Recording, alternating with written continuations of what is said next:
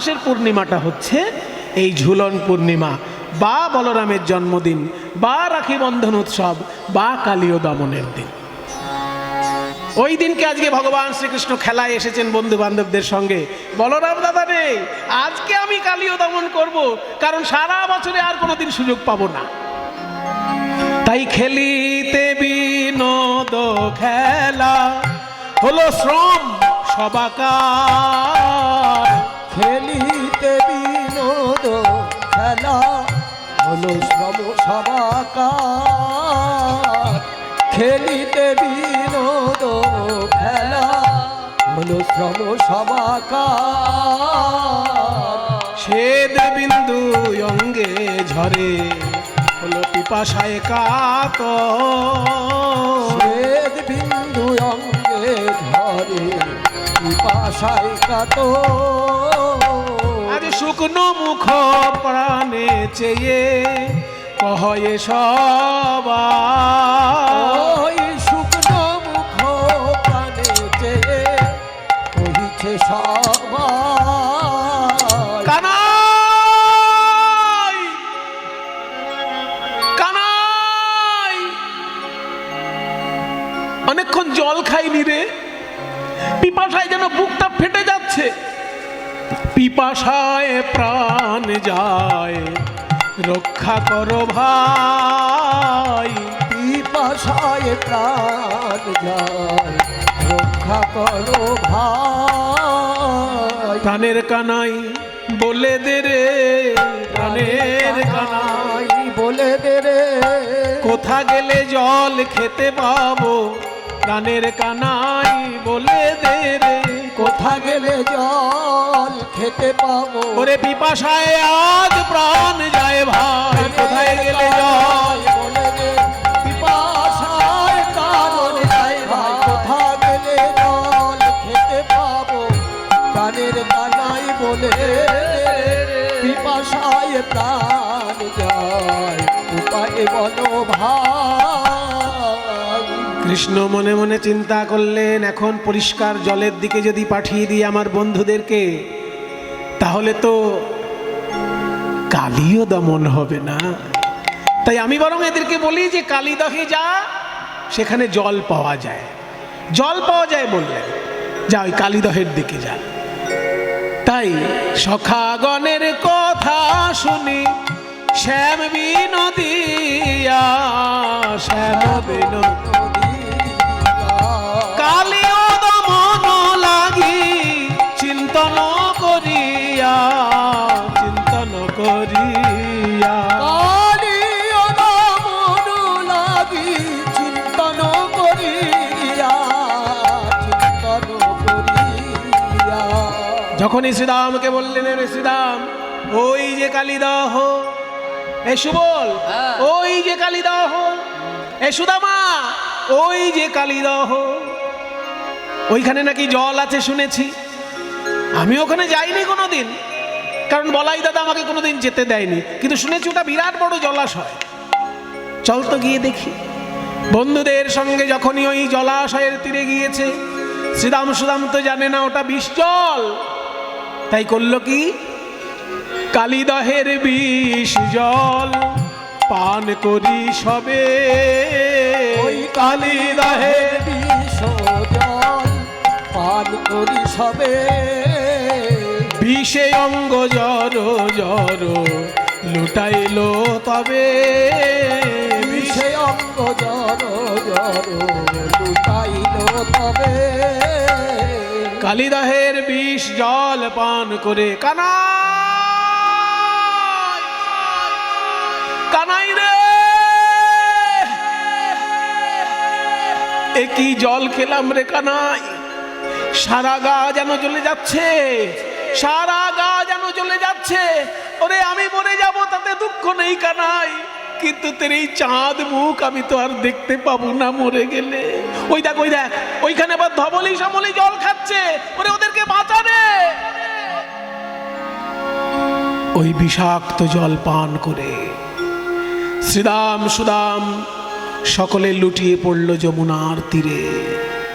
কালীদহের তীরে সবাই লুটিয়ে পড়ল। আর ধবলি শ্যামলি ওই জল পান করতে গিয়ে দূর থেকে কালীয় নাগ দেখছে যে মানুষগুলোকে পরে খাবো, ওই বড় একটা গরু আসছে, ওইটাকে আগে আমি গিলে খাবো। ফনা বিস্তার করি কালীয় আইলো, ওই ফনা বিস্তার করি কালীও আইলো, ফনা বিস্তার করি কালীও আইলো, ওই ফনা বিস্তার করি কালীও আইলো, ফনা বিস্তার করি কালীও আইলো। দাস অনন্ত ডরে কাঁপিতে লাগিল, দাস অনন্ত ডরে কাঁপিতে লাগিল। যখনই ধবলি শ্যামলীকে লেজের মধ্যে বেষ্টন করে নিয়ে কালীয় নাগ গভীর জলে চলে গেল। আর কি গোবিন্দ থাকতে পারে? গোবিন্দ, গো মানে গরু, গো মানে পৃথিবী, গো মানে ইন্দ্রিয়। গরুকে ভালোবাসেন শ্রীকৃষ্ণ, সেই জন্য কৃষ্ণের এক নাম গোবিন্দ, বিদ ধাতুর সঙ্গে যুক্ত, মানে গরু সম্পর্কে, গরুর ভালো মন্দ নিয়ে যে সবসময় চিন্তা করে সেই হচ্ছে গোবিন্দ। তাই যখনই ওই গরু বাছুরকে নিয়ে চলে গেল কালীয় নাগ লেজে গুটিয়ে, আর গোবিন্দ থাকতে পারলেন না, উঠলেন ওই যে কদম গাছ, সেই কদম গাছে প্রাণ গোবিন্দ উঠছেন, কদম গাছে উঠছেন, বলছেন ওরে কালীয় নাগ, আজকে তোর একদিন কি আমার একদিন, তোর একদিন কি আমার একদিন। এই চিন্তা করে গোবিন্দ কদম গাছে উঠছে। কালীয় নাগ ওইখানে এলো কি করে? কালীয় নাগ এলো কি করে? ওই যে গরুড় যখন অমৃতের হাড়ি এনে দিল মাকে, ওইখানে আজ পর্যন্ত আমি কিন্তু কাহিনীটাকে আটকে রেখেছিলাম, এবার ওখান থেকে আবার শুরু করছি। গরুড় যখন অমৃতের হাড়ি এনে দিল মাকে, সব বিনোদ কদ্রুকে ডেকে বলছে, মাসি তুমি বলেছিলে অমৃতের হাড়ি তোমার ছেলেদের জন্য এনে দিতে পারলে মাকে দাসী বৃত্তি থেকে মুক্তি ঘটাবে, আমার সামনে বলো আজ থেকে মা মুক্ত হলো। কদ্রু বলছে, ওই তো অমৃতের হাড়ি দেখতে পাচ্ছি, আমার ছেলেরা ওই অমৃত পাবে, তাই তোর মা আজ থেকে দাসী বৃত্তি থেকে মুক্ত, মুক্ত, মুক্ত। যেই না কদ্রু বলে দিল বিনতা আজ থেকে মুক্ত, গরুড় কি শুরু করলো জানেন? একটা একটা সাপ ধরে খেতে লাগলো। কারণ গরু তো পাখি, পক্ষী জাতির খাদ্য তো পোকামাকড়, সাপও পক্ষী জাতির খাদ্য। সেই জন্য গরুড় করলো কি, এক একটা সাপ খেতে লাগলো। পেট ভরে গেলেও সাপ খাচ্ছে, কারণ গরুর মনে মনে চাইছে যে যার মা আমার মাকে কষ্ট দিয়েছে, ওই প্রজাতিটাকেই আমি বাঁচিয়ে রাখবো না, সব সাপ খেয়ে শেষ করবো। এই ভেবে গরুড় শুরু করেছে এক ধার থেকে সাপ খেতে খেতে খেতে সাপের একেবারে বংশনাশ করে দিতে শুরু করেছে। শেষকালে কদ্রু বিনতাকে বলে, দিদি আমি না হয় অন্যায় করেছি, কিন্তু আমার অন্যায়ের সাজা আমার সন্তানরা পাবে। দোষ করেছি আমি, আর আমার সন্তানদেরকে কষ্ট দিচ্ছে তোমার ছেলে, তোমার ছেলেকে নিষেধ করো, ও যেন আর আমার ছেলেদেরকে না খায়। তখন বিনতা বলছে, ওরে গরুড়, তুই এইভাবে সর্পকুল ধ্বংস করে দিস না। বলছে, মা তোমাকে কষ্ট দিয়েছে ওই সাপেদের মা, ওদেরকে আমি বাঁচিয়ে রাখবো না। বলে, না বাবা, ওরা অন্যায় করেছে বলে তুমি অন্যায় করবে, এটা তাহলে তুমি বিষ্ণু ভক্ত হলে না, তুমি তো বিষ্ণুকে পিঠে করে নিয়ে বেড়াও, তোমার ভেতর বৈষ্ণবতা কই? সে কথা যদি বলো মা, তাহলে সাপ তো আমার খাদ্য, আমার খাদ্য আমি খাবো, সেটা কেউ বাধা দিতে পারবে? বলে, শোনো, সাপ যদি তোমার খাদ্যই হয়, তুমি একটা করে সাপ রোজ খাবে। কদ্রু তখন বিধান করে দিল যে আমার সন্তানদের মধ্যে একটা করে সর্প রোজ তোর জন্য আমি পাঠাবো, কিন্তু আমার সব সর্পকে তুই খেয়ে শেষ করে দিস না। তাই গরুড়ের খাদ্য হিসেবে একটা করে সাপ রোজ আসতো। তুই একটা করে সাপ গরুড়ের খাদ্য হিসেবে রোজ আসতো। একদিনকে ওই কালীয় নাগের পালা পড়েছে। কালীয় নাগের যেদিন পালা পড়েছে, কালীয় নাগ তো জানে আজকে গরুড় আমাকে খেয়ে ফেলবে, তাই মনের দুঃখে কালীয় নাগ গরুড়ের খাদ্য হয়ে গরুড়ের কাছে যাবার চেষ্টা করছে। দূর থেকে দেখছেন নারদ মুনি, উনি তো সব জানেন। উনি মনে মনে চিন্তা করছেন এই কালীয় নাগকে যদি গরুড় খেয়ে শেষ করে দেয়, তাহলে তো বৃন্দাবনে শ্রীকৃষ্ণ এসে যখন লীলা করবেন, আমি তো কালীয় দমন লীলা দেখতে পাবো না। তাই সব সাপের মৃত্যু ঘটলেও কালীয়র মৃত্যু ঘটানো যাবে না, কালীয় নাগকে বাঁচাতেই হবে। তাই নারদ মুনি এসে কালীয় নাগকে বলল, শোনো কালীয়, গরুড় তোমাকে খেতে পারবে না, তুমি এখনই চলে যাও বৃন্দাবনে। যমুনার তীরে দেখবে একটা নতুন হ্রদ তৈরি হয়েছে, যে হ্রদটা যমুনা থেকে বিচ্ছিন্ন অথচ যমুনার জলেই তৈরি হয়েছে। ওইখানে গিয়ে তুমি বাসা করো। ওইখানে সৌভূরি মুনির আশ্রম আছে, আর ওই সৌভূরি মুনির আশ্রমে গরুড় কোনোদিনই যেতে পারবে না, তাই ও কোনোদিন তোমাকে খেতে পারবে না। বলছে কেন সৌভূরি মুনির আশ্রমে গরুড় যেতে পারবে না কেন? ওইখানে সৌভূরি মুনির আশ্রম আছে, সৌভূরি মুনির আশ্রমে গরুড় যেতে পারবে না কেন? এই সৌভূরি মুনি ছিলেন বিরাট প্রভাবশালী একজন মুনি। এই সৌভূরি, তার এত বড় ক্ষমতা ছিল যে ওই মান্ধাতার পুত্র যুবনাশ্বের, মান্ধাতা নাম শুনেছেন তো? কোনো জিনিস পুরনো হলে বলে মান্ধাতা যুগের জেরে। মান্ধাতা ছিলেন আমাদের ভারতবর্ষেরই প্রাচীন একজন রাজা। সেই মান্ধাতার পুত্র যুবনাশ্বের 50টি কন্যা ছিল। তো একবার সৌভূরি মুনি জানতে পারলেন যে পাশে স্ত্রী না থাকলে কোনো কোনো যজ্ঞ করা যায় না। কিছু কিছু যজ্ঞ আছে বাবা, পাশে স্ত্রী না থাকলে সেই যজ্ঞ করা যায় না। তাই সৌভূরি মুনি ওই রাজার কাছে গিয়ে বলেছিলেন, আপনার তো 50টি মেয়ে আছে, একটি মেয়ের সঙ্গে আমার বিয়ে দিন, আমার স্ত্রী পাশে থাকলে আমার যজ্ঞ করতে সম্পূর্ণ হবে। তখন রাজা ভাবলেন যে সর্বনাশ, এই মুনি ঋষির গলায় আমার মেয়েকে তুলে দেওয়ার থেকে, মেয়েকে কি মুনি ঋষির গলায় মেয়েকে তুলে দিতে আছে, তার থেকে এক কাজ করি, মুনি ঋষিকে যদি ফিরিয়ে দিই সেটাও আবার মুনি ঋষিকে অসম্মান করা হবে, অভিশাপ দিয়ে দিতে পারে। তাই বলছে যে শুনুন মুনিবর, আপনার সঙ্গে আমার কন্যার বিয়ে দিতে আমার কোনো আপত্তি নেই, তবে মেয়েরা বড় হলে মেয়েদের একটা ইচ্ছার মূল্য থাকে। তাই আমার মেয়েরা যেহেতু বড় হয়েছে, আমি স্বয়ংবর সভা ডাকবো, সেই স্বয়ংবর সভায় আপনিও উপস্থিত হবেন। আমার মেয়েদের মধ্যে কারোর যদি আপনাকে পছন্দ হয়, সে আপনার গলায় মালা দিলেই তার সঙ্গে আপনার বিয়ে হয়ে যাবে। স্বয়ংবর সভার দিনে আপনি আসবেন। এবার ওই 50 জন রাজকন্যার স্বয়ংবর সভা ডাকা হয়েছে। 50 জন রাজকন্যার স্বয়ংবর সভায় যখন সৌভূরি মুনি আসবেন, মনে মনে ভাবলেন যে সব রাজপুত্ররা আসবে রাজকন্যাদের বিয়ে করার জন্য, তার মধ্যে আমি যদি একজন এই মুনি ঋষি লোক, মুনি ঋষি আর রাজপুত্র তো একরকমের হবে না, রাজপুত্র দেখতে কত সুন্দর হবে, আর মুনি ঋষি তো তপস্যা করতে করতে তার শরীরটা একেবারে কাঠখোট্টা শুকনো শরীর হবে। কাজেই রাজপুত্রদের মধ্যে যদি একজন মুনি ঋষি ঢুকে পড়ে, তাকে তো কেউ পছন্দ করবে না। তাই তখন সৌভূরি মুনি করলেন কি জানেন? আসামে একটা বড় তীর্থ আছে, তার নাম মদন কামদেব। ওইখানে মদন দেবের উপাসনা হতো এককালে। মদন দেবতার মন্দির আছে, এখন অবশ্য সেখানে কোনো পুজো আচ্চা হয় না, কিন্তু মন্দিরের ভগ্নাবশেষ ওইখানে এখনো আছে।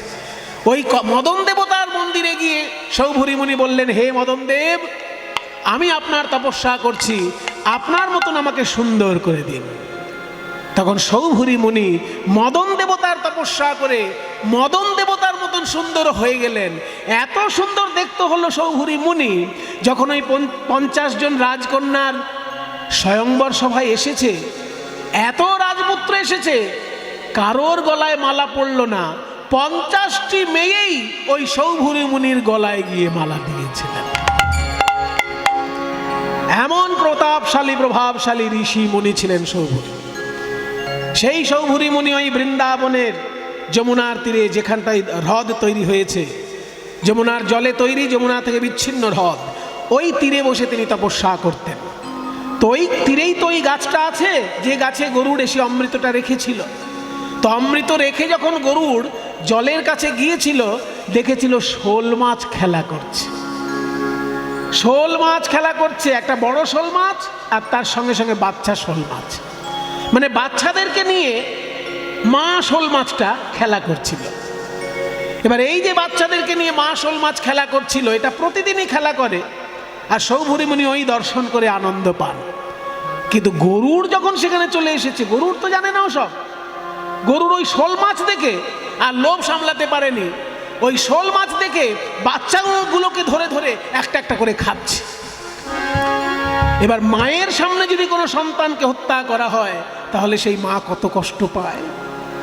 যখন ওই বাচ্চা শোল মাছগুলো ধরে ধরে গরুর খাচ্ছে, শেষকালে বড়টাকে খাবে বলে রেখে দিয়েছে, সেই সময় সৌভরী মুনি এসে হাজির হয়েছে। গরুড়, এ তুই কি সর্বনাশ করলি? প্রতিদিন আমি যখন এখানে ধ্যানে বসি, সামনে দেখি জলের মধ্যে ওই মাছটি খেলা করে তার বাচ্চাদেরকে নিয়ে, ওই মাছটার মধ্যে আমি বিশ্বমাতৃকার রূপ দেখতে পাই।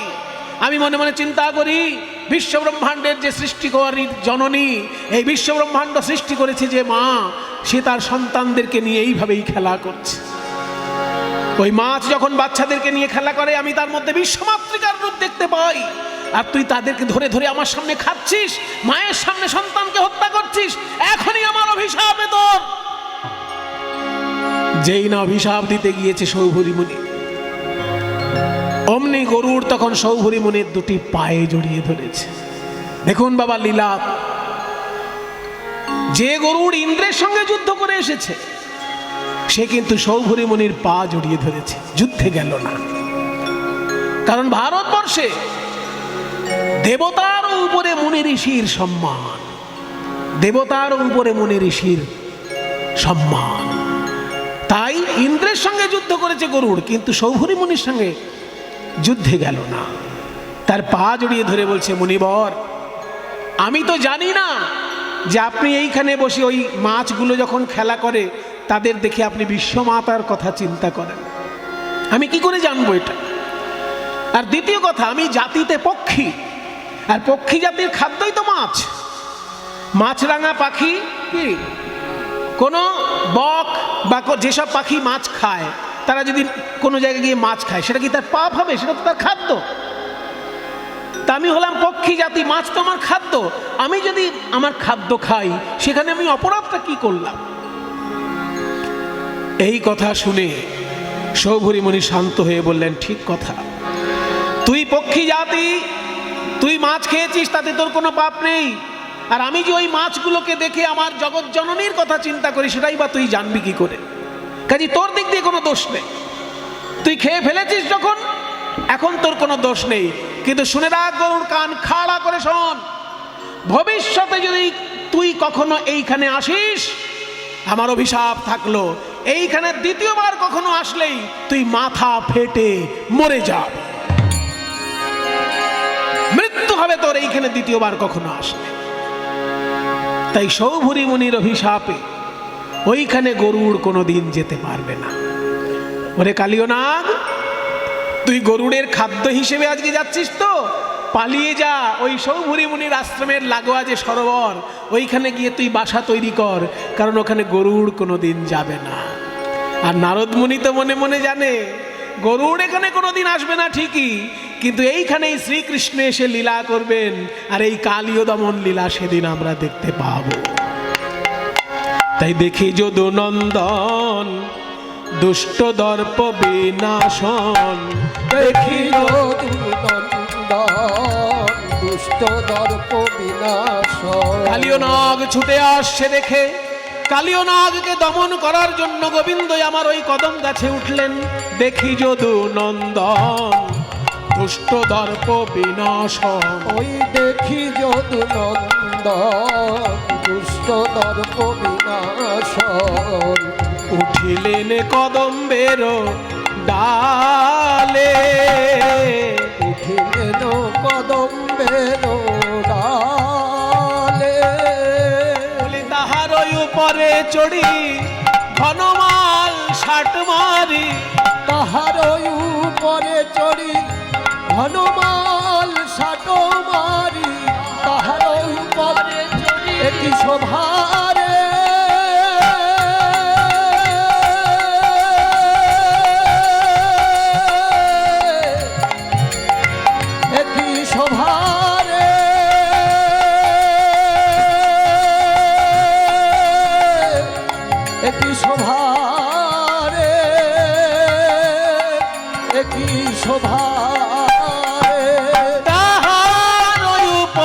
চরি তাহার উপরে চড়ি ঘনমাল সাটো মারি ঝাঁপ দিলা কালী দহ জলে আহারে ঝাঁপ দিলা কালী দহ জলে। কৃষ্ণ গোবিন্দ আমার ওই কদম গাছে উঠে কালীয় দমন করার জন্য যেই ঝাঁপ দিয়েছেন, কালী দহের গভীর জলে কালীয় নাগের সঙ্গে তার দ্বন্দ্বযুদ্ধ শুরু হলো। কালীয় নাগের সঙ্গে যখন শ্রীকৃষ্ণের দ্বন্দ্বযুদ্ধ শুরু হলো, শ্রীকৃষ্ণ কি করলেন? কালীয় নাগের একেবারে ফনার উপরে উঠে গেলেন।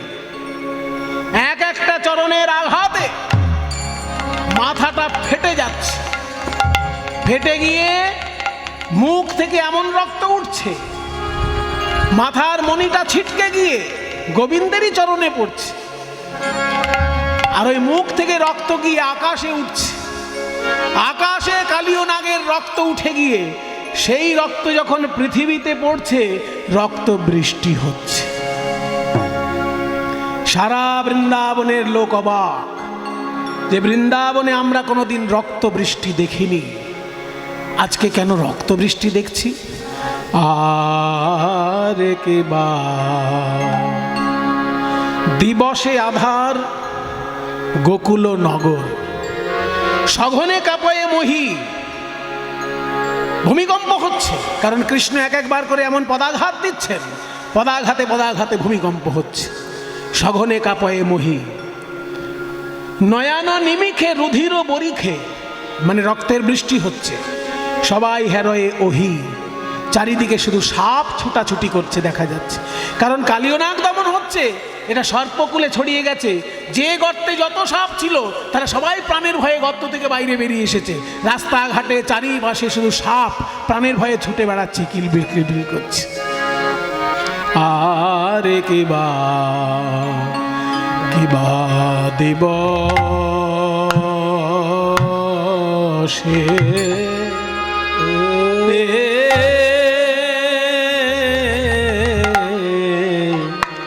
দিবসে আধার আধার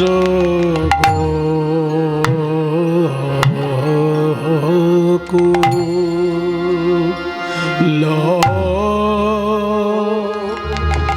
গোকুল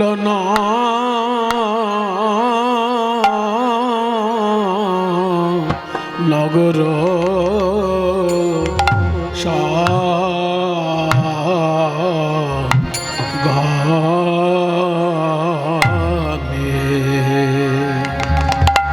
সঘনে কাঁপয়ে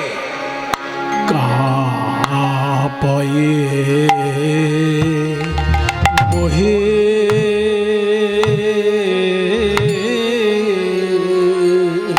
কাঁপে রে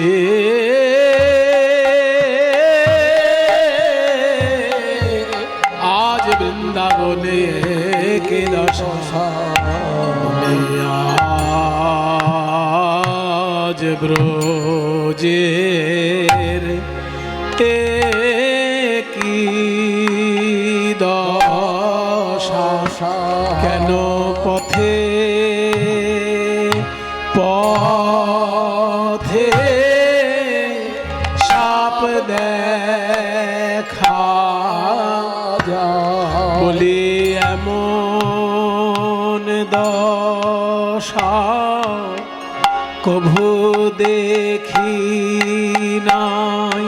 পথে পথে সাপ দেখা যায়। মহারাজ, মা যশোদা আজকে বাড়িতে থেকে কেঁদে উঠলেন। মহারাজ, কি আকাশ থেকে রক্তের ফোঁটা পড়লো গায়ে। বৃন্দাবনে এত বছর বাস করছি, কোনোদিন তো রক্ত বৃষ্টি দেখিনি। রক্ত বৃষ্টি হচ্ছে কি করে? কালীয় নাগের রক্ত আকাশে উঠে গিয়ে বৃষ্টি হয়ে নামছে। তাই মা যশোদা আজকে ভয় পেয়ে গেলেন যে অন্যান্য দিন বলরামের সঙ্গে যায়, আমি একটু নিশ্চিন্ত থাকি, কিন্তু আজকে তো বলরামের জন্মদিন বলে ও সঙ্গে যায়নি। যশোমতি কহে দারুণ স্বপ্ন দেখিনু সরজনী শেষে। মাতা যশোমতি কহে দারুণ স্বপ্ন দেখিনু রজনী শেষে। যশোমতি কহে দারুণ স্বপ্ন দেখিনু রজনী শেষে। বলি আমার গোপালের ভুজঙ্গে বেরলো, আমার গোপালে মহারাজ,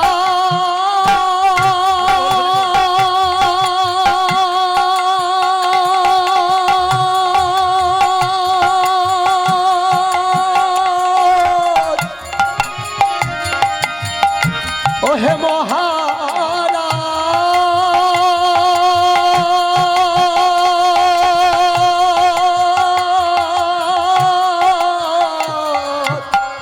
আমার গোপালে ভুজঙ্গে বেরোলো জারলো বিষম বিষে। শুনেছি সূর্য ওঠার আগের যে 2 মুহূর্ত তাকে বলে ব্রাহ্ম মুহূর্ত। ওই ব্রাহ্ম মুহূর্তে যদি কেউ স্বপ্ন দেখে সেটা সত্যি হয়। আজকে আমি ব্রাহ্ম মুহূর্তে স্বপ্ন দেখেছি মহারাজ, আমার গোপাল গোষ্ঠে গেছে আর তাকে একটা বড় সাপে জড়িয়ে ধরে এমন ভাবে দংশন করছে, গোপালের সারা গায়ে বিষ জ্বলে পড়ছে। শেষকালে কি এটা সত্যি হবে নাকি? এই বলে সকলে যখন ক্রন্দন করছেন, আর কাল বিলম্ব না করে একে একে সবাই ছুটে এলেন ওই কালিদহ তীরে। কালিদহ তীরে সবাই ছুটে এসেছে। যখনই সবাই ছুটে এসেছে দেখে শ্রীরাম সুদাম সেইখানে ক্রন্দন করছেন। শ্রীরাম সুদাম কেঁদে বলে, ওরে ভাই কানাই, তুই কেন ঝাঁপ দিলি ওই কালিদহ জলে? মা যশোদা যদি এখনই এসে জিজ্ঞাসা করে আমি কি উত্তর দেব? কি বলিব যশোদারে, কি বলি যাইব ঘরে, কি বলিব যশোদারে, কি বলি যাইব ঘরে। ওই দেখ ধেনু বৎস কাঁদে উভরা, ওই ধেনু বৎস কাঁদে উভরা। শুনিতে এ সব বাণী পাষাণ হইল পানি রে। শুনিতে সব বাণী পাষাণ হইল পানি রে। পাথর গলে জল হয়ে যায়, পাথর গলে জল হয়ে যায়। এই কালীয় দমনের বিরহ ব্যথায় পাথর গলে জল হয়ে যায়। কালীয় দমনের বিরহ ব্যথায় পাথর গলে জল হয়ে যায়। দাস বনি গড়ি যায়, দাস মাধব বনি গড়ি যায়। পদকর্তা মাধব দাস বলছেন যে কালীয় দমনের বিরহে বৃন্দাবনের পাথরও যেন গলে যাচ্ছে। যখনই শ্রীরাম সুদাম এসে কানাই কানাই বলে কাঁদছে, ওদিকে শ্রীরাম সুদামের পেছনে এই মা যশোদা এসে বলছে, শ্রীরাম তোদের সবাইকে দেখতে পাচ্ছি, আমার বাছা গোপাল কই? আজকে বলরাম আসেনি, তোর দায়িত্বে তো পাঠিয়েছিলাম শ্রীরাম, গোপাল কই? যখনই জিজ্ঞাসা করেছে মা যশোদা, আর শ্রীরামের মুখে কোনো কথা সরে না। শেষকালে শ্রীরাম মুখে কিছু বলতে পারে না, আঙুল দিয়ে দেখিয়ে দিল ওই কালিদহের গভীর জলে গোপাল প্রবেশ করেছে। যেই না ওই রকম দেখিয়ে দিল বাবা আঙুল দিয়ে যে ওই কালিদহের মাঝখানে গোপাল ডুবে গেছে। এই কথা শোনার সঙ্গে সঙ্গে মা যশোদা কি আর থাকতে পারে? অমনি মাথায় আঘাত করে মা যশোদা ভূমিতলে বসে পড়ে আর নন্দ রাজার চরণ ধরে কেঁদে বলে, ওগো মহারাজ, এই দিনও কি আমায় দেখতে হলো? গোপাল রে, তুই আগে কেন আমায় বললি না? তুই যদি এই জলে ঝাঁপ দিবি এটা জানতে পারতাম, আমি যে আগেই এসে এই জলে ঝাঁপ দিতাম। আজু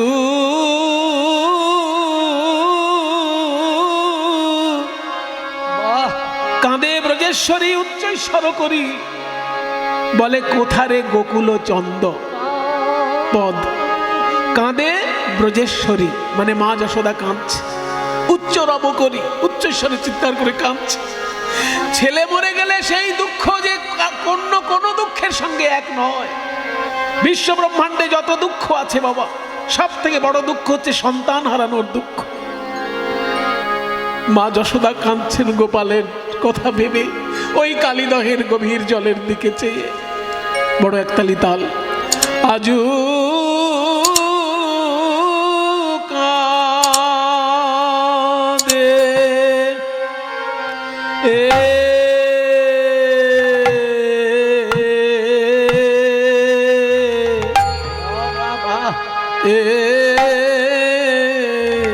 কাঁদে ব্রজে সরি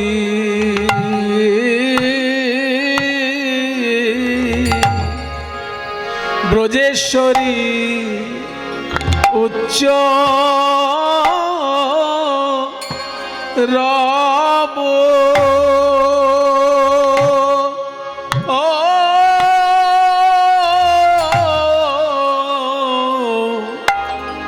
উচ্চ রব করি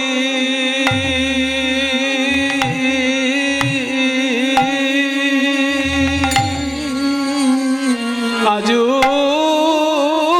কাঁদে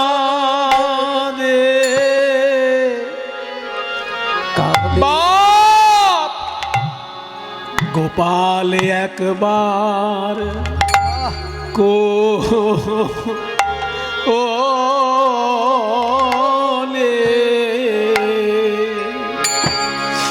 কোলে আয় রে,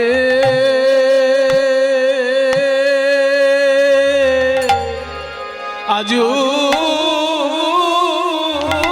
কাঁদে বাপ। গোপাল একবার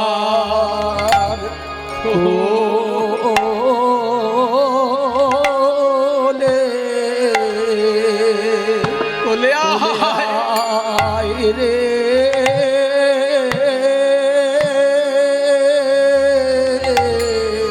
তোর চাঁদ মুখে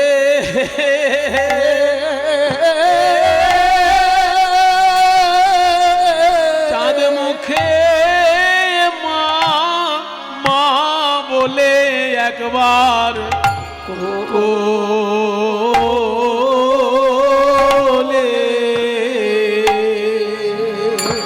কোলে আয় রে,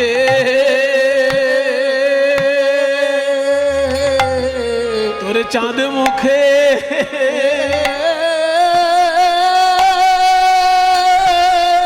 চাঁদ মুখে মামা বলে বলিও রে।